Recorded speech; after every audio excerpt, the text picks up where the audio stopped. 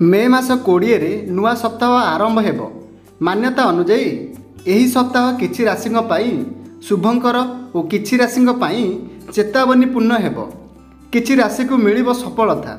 आर्थिक तथा टंका पैसा दृष्टि एही सप्ताह समस्त राशि पई खूब महत्वपूर्ण अटे।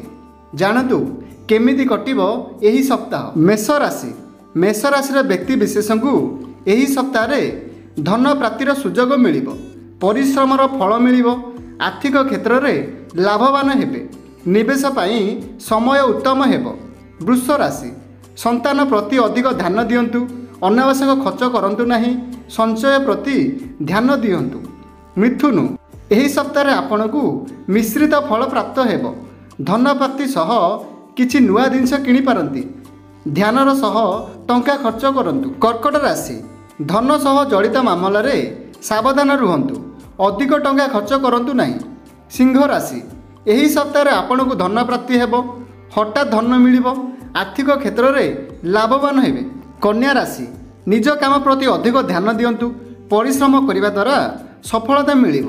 निवेश पाई यह उत्तम समय अटे। तुला राशि एही सप्ताह आपनक खर्च रे नियंत्रण रखंतु।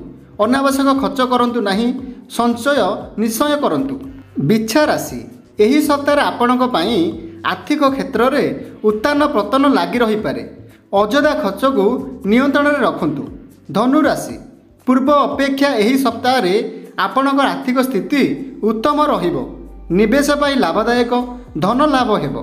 मकर राशि आर्थिक दृष्टिकोणरू एही सप्ताह आपनक पाई उत्तम रहिबो। चाकरी उन्नति हेबो एवं व्यवसाय आरंभ करिवार संभावना रहिछि। धन लाभ मध्य हेबो। मीन राशि आर्थिक दृष्टिकोणरू एही सप्ताह मिश्रित रहिबो। धन संपत्ति प्राप्ति हेबो। मात्र सप्ताहर शेष में खर्च वृद्धि पाइब।